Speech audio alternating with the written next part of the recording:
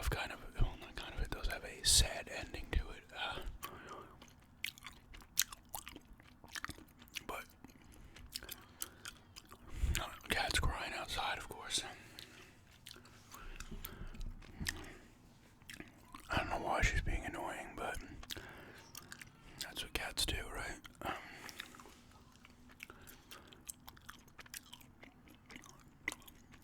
So anyway, I was out. I take a walk usually Saturday and Sunday. Didn't take one yesterday because it was raining, but took one today, and I headed down the street I normally go down. I have 2 different walks that I'll take in this town.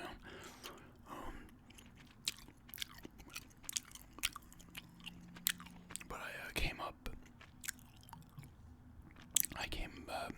one of the streets, and then I got to Montauk Highway, Merrick Road. So I crossed the other side of Montauk Highway because there's a part where I cross where it's like very hard to see, and it's like, I'll just cross on the other side of the street. It's easier, and I don't want to get hit by a car. So I'm walking, and I see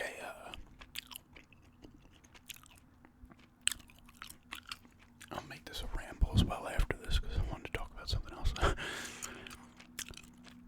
There's a seagull just in the road, like on the shoulder, like kind of close to the curb, and I'm like, that's weird. You don't really see dead seagulls, in the street. And as I'm walking towards it, it started to move a little bit, so I'm like, oh shit. So I went over and I went to pick him up, or pick it up, and kind of started to move its wings a little bit. It was on its back. Eventually I was able to just, like one try, I just picked it up and put it on the grass, and then I'm standing with him like, I gotta try to call somebody. So I called my fiance. I'm like, bring a bin or something over here. I found a seagull, a hurt seagull on the ground. But she's like, call this number or whatever. Or you can call a rehabilitation center. So I called the Suffolk ASPCA or whatever it's called first. I was like, listen, I found a hurt seagull. They directed me to something else. So I was like, okay. I call that number, and you gotta go through the push 1, press 2, press 3, whatever. And then I did that, and they're like, oh, we don't have anybody that would pick him up. I was like, what? Okay. So they gave me another number to call. Now I'm sitting here, I'm kind of crouching down to him and stuff, and trying to, make sure he's still alive. And then I couldn't remember that number, so I texted my fiance again. She called, she gave me another number to call for like a rehab center. I called that and got a message, and it's like the message box is full. I was like, you gotta be kidding me. So I then called another, like a rehabilitation type place, nature place out in the Hampton Bays, and they actually told me you can go to the one animal hospital in West Islip will take him. So I was like, really? So I said thanks.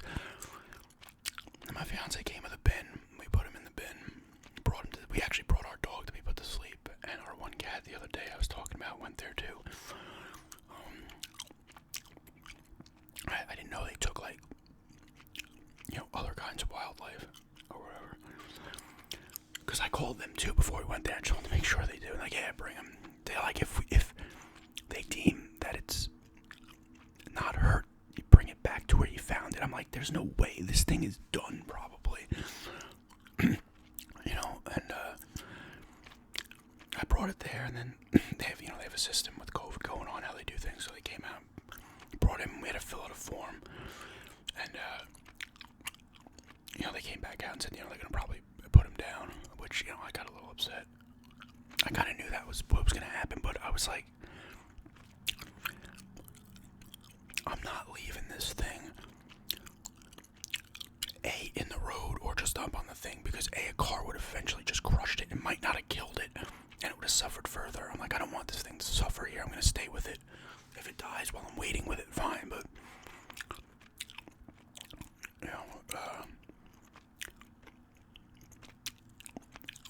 said, I mean, I don't know what. They have her number, my fiance's number, so maybe if a miracle happens, they'll call and be like, oh, it's fine, but I don't think that's going to be the case. They said it's most likely that's what's going to happen. It's going to be put to sleep or whatever. But I was like, I would rather it be put to sleep and not suffer than, because like, if I left that thing on the road, I don't know if anybody else would have stopped. Probably somebody would have. Or if it's not taken out of the street, it's going to get hit by a car. A car's going to eventually not even probably notice it and just crush it. Maybe it kills it, maybe it doesn't though, and it's not dead yet, and it suffers even further. I don't know what was, like, the thing is, I don't know, this thing wasn't hit by something because it looked fine, like it looked like in good shape. I don't know if it had a broken foot or something, but, because it would stretch out its wings here and there. I was saying to my fiance, I'm like, I wonder if it ate something that was like, I don't want to say tainted, but something did something to its insides, because it almost seemed like whatever was wrong with it was internal, not, because it had no signs of being hit by a car, which probably wouldn't have happened, or being attacked by something. But I'm like, I can't just leave this thing, and who knows, could have lived for another 2 days if nobody even bothered with it and just sat there and suffered further. So I was like, I can't do it. Because it wouldn't put up much of a fight. These two people walked past and were like, oh. And then it kind of like opened its mouth and tried to spread its wings again. But I have no idea what was wrong with it. I mean, they didn't say either. They just said it was in bad shape, which you could, it was obvious because it wouldn't just be laying on its back in the street and not doing much, other than kind of moving its head.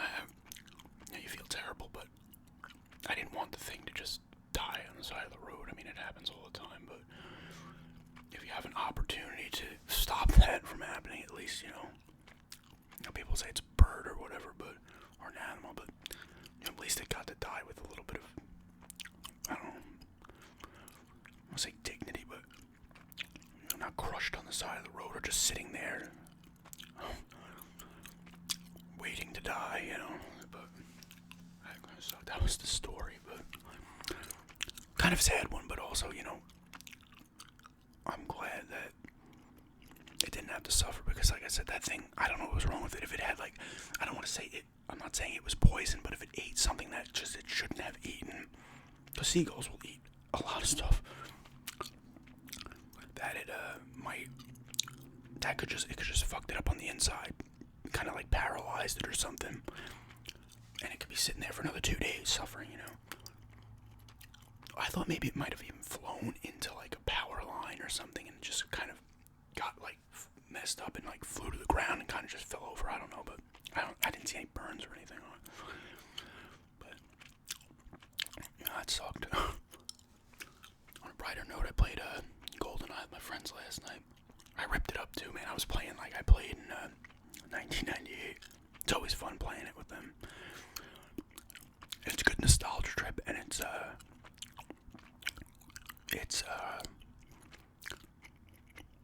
still fun to play. Like, it still holds up, in my opinion, in multiplayer. Actually went by the game trading post in the Sunrise Mall and picked up 2 PlayStation 2 games. I'm still waiting to get the one I ordered from eBay. It's supposed to be coming from the city, but it just says it's pre-shipment sitting there. It's been saying it for like a week. So I'll give it another like 4 or 5 days, and we have to message the person, make sure they actually sent it out. Or if the USPS just never scanned it, and it's just taking a while because they're overburdened right now.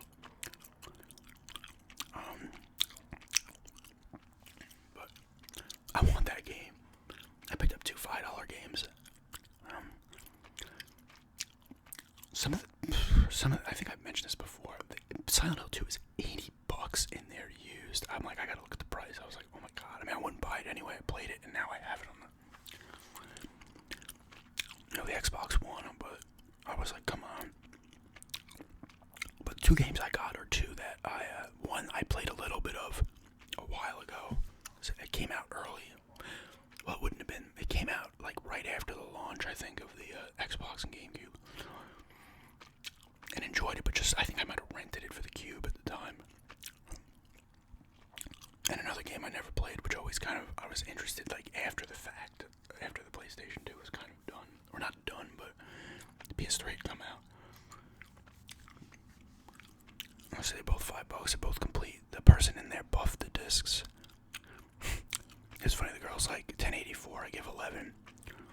And she's like, oh man, we're running out of change. I'm like, just keep the 16 cents. She's like, nice. I'm like, whatever. There's some other $5 games. Like the Prince of Persia games are not under $7. Devil May Cry 3 is another one I was looking at. The special edition one was 10, and the original version was less. So we'll see. I want to kind of just play these games and see if I can enjoy them at least still, or whatever. And I want to go after games I either didn't play a lot of or didn't play at all. I don't want to pick up games that I already have unless I really absolutely loved it and would play it again. I can't ever go down that route with games because I just look at the collection. I'm like, what am I doing? Yeah. Because it's not like the Xbox One or the Switch where you're building it over time and just not selling it. Like when it's an older system, some of the games just don't hold up. Some do. And I don't want to waste money, on a game like, I'm trying to think, like a PS2, one of those era games. Even like a Legacy of Kain Defiance, although I might buy that.